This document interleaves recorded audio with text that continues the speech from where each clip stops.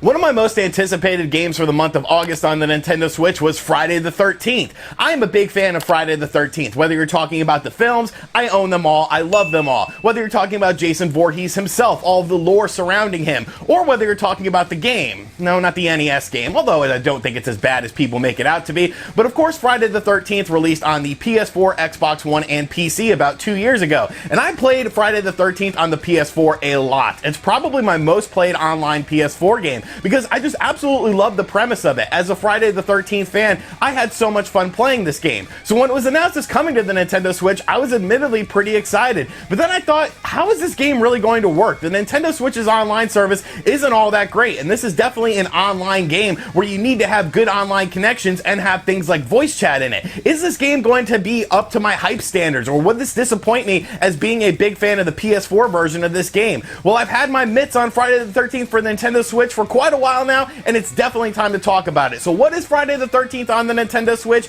Is it hype or is it a disappointment? That's what we're going to talk about in this video. So sit back, relax, make sure you subscribe to the channel and hit that like button, and let's talk about Friday the 13th for the Nintendo Switch. Hey, RGT85. Hey, Sean. Oh my god, it's Stevie Richards!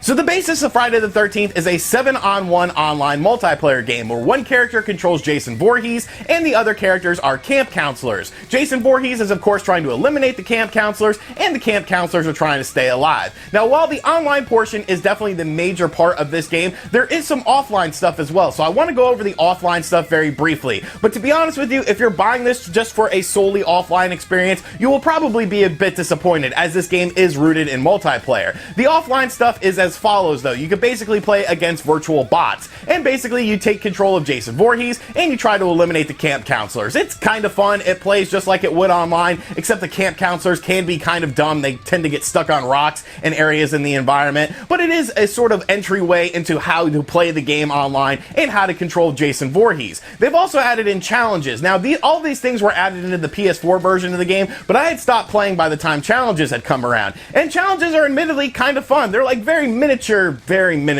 little story modes where basically there's some camp counselors with a little bit of a story and you have to eliminate them in a certain way. So by doing certain eliminations on certain environmental aspects, not getting detected, you will unlock additional things in the game, such as additional emotes. It's actually kind of fun because it adds a layer of stealth. You kind of have to wait for certain events to happen, much like they would happen in a Friday the 13th movie, but I actually enjoyed playing these challenges. Sure, there's not a whole lot of them, but it's kind of fun to check them out and do different things with the challenges.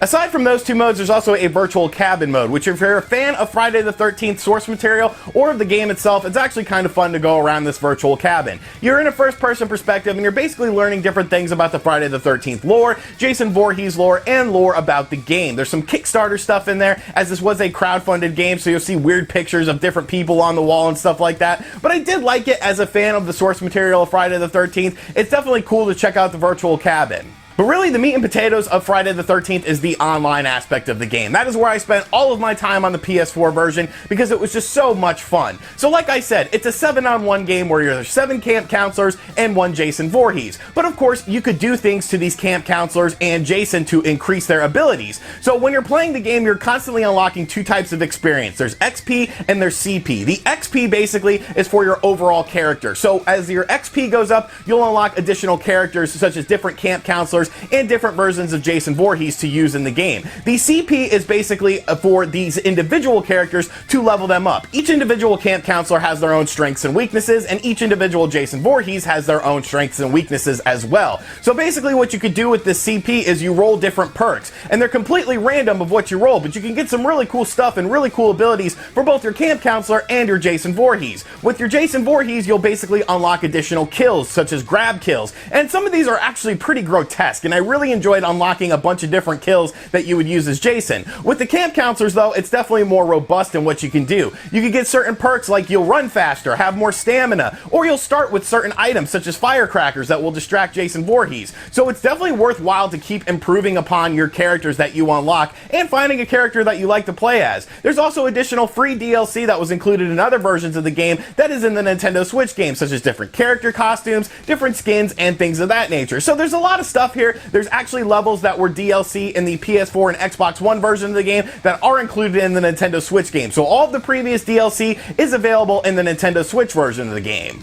Now, when you're playing online, you're either playing as a camp counselor or you're playing as Jason Voorhees. And honestly, these are two very distinct experiences of how you will play the game. First, we'll talk about the camp counselor aspect of the game. So basically, when the game starts, you have 20 minutes to survive, and there are things you can do to escape from Jason Voorhees, such as call in police or escape in a vehicle. But in order to call in the police, you have to find a fuse, and then once you find the fuse, you have to find the building that has the phone in it to put the fuse into the fuse box. To get things like the vehicle running, you have to find things like gasoline, you have to find the keys to the vehicle, and you have to find a battery. So as you can tell, there's a lot of teamwork involved in this game, and thankfully this game actually has native voice chat. If you're playing in dock mode, just plug in a headset into the USB slot, or if you're playing in handheld mode, just put it into the headphone slot.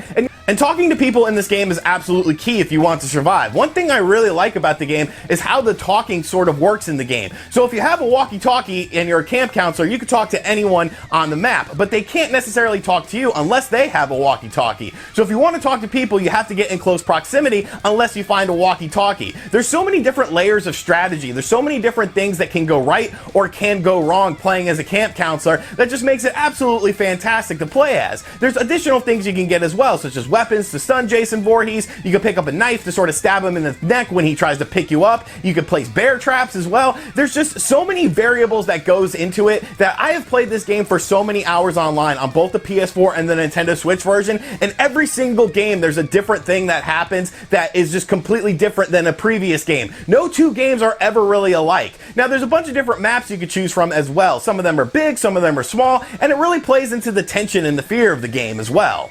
And then, of course, you have the other side of the coin, where you're playing as Jason Voorhees, and your goal is to eliminate all the counselors within the time limit. So basically, Jason has some supernatural abilities, where he can stalk people, where he can sense different people, and he can morph to different areas on the map. Now, Jason, of course, is trying to kill all these people, so he can also set bear traps as well, if you're kind of getting into an area. So, like, if you want to put a bear trap in front of a car or something, so that if they try to put the battery in it, their leg gets caught in the bear trap, you could do things like that. One of the fun things with playing as Jason is whenever you get close to camp counselors, they will hear a scary music play. And you can actually hear the dialogue between those two people talking if you're in close proximity. But they can also hear you, so if you want to kind of scare them and just start screaming into the microphone that you're going to eliminate them, you could do that. It definitely leads to some very tense situations. And of course, it's really fun to play as Jason because of all the unique kills you have. There's environmental kills that can only be done in certain parts of the environment. Jason can, of course, stop the car or stop the boat. If someone's trying to swim, he could come up behind him and drown him in the water. There's just so much different things to do, both as Jason and the camp counselor, that it's just like you keep wanting to play the game. You're like,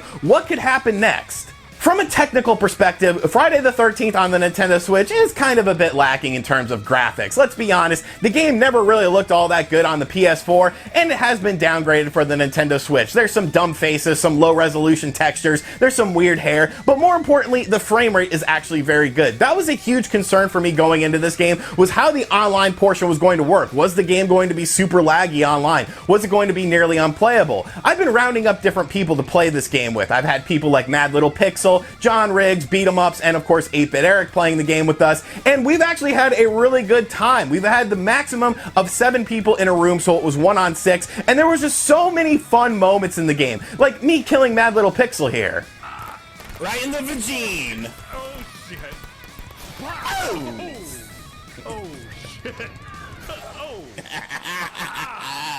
Or the time when John Riggs fixed the boat and people were trying to get in on the boat, but then John Riggs crashed the boat, so I came up behind him as Jason Voorhees and had 4 people to eliminate at once. It was absolutely fantastic. Or the time that I was playing as a counselor and Jason was chasing me and I jumped out a window hoping for the best, but it ended up being a 2nd story window and I fell to my death. There's just so many fun moments in this game, and the fact that the online actually works very well is definitely very, very pleasing to me. The frame rate is definitely very smooth. There are some glitches here and there. There's some weird things that happen. Sometimes when Jason would pick up a camp counselor, it would do like a force choke, and for some reason the game wouldn't register, things like that. Sometimes when you're trying to open a drawer, it'll take a second for the drawer to open. But really, as a whole, I think they did a good job with the online portion of the game. Sure, it's not the prettiest looking game on the Nintendo Switch, but I definitely think the frame rate is solid, and the fact that the online, for the most part, really works well, it's definitely a big plus for this game. It really feels like a campy's 80s horror movie, and I think that was was sort of the feeling they were going for with this game,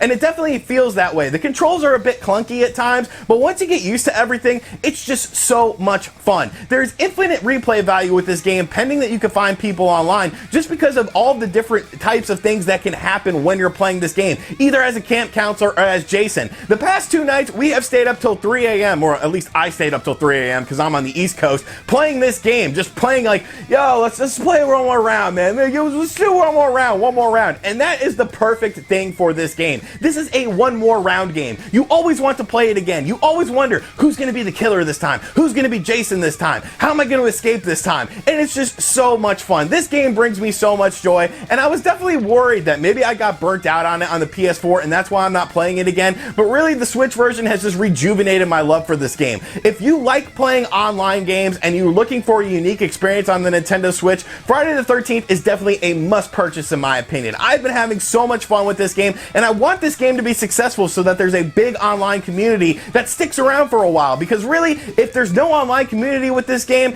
will definitely fizzle out. So as long as people are picking it up and playing it online, then there's going to be a lot of fun to be had. So I'm definitely super enjoying this game. I'm going to be playing this game probably until Astral Chain comes out, and then I'll probably play it some more after Astral Chain comes out. But those are my thoughts on Friday the 13th for the Nintendo Switch. Definitely lived up to the hype for me. I was definitely not disappointed, and it's just a fantastic game if you enjoy horror games or online games. And it's very unique on the Nintendo Switch, is really, there's not many online games for the Nintendo Switch. So let me know in the comment section down below what you think of Friday the 13th. Have you ever played it before? Are you interested in playing it? Because it's really a lot of fun, and more people should be playing this game. And as always, guys, thank you for checking out this video. If you're new to the channel, make sure you subscribe and turn on notifications. Check out other videos on the channel, and as always, I'll catch you guys on the next one. Later.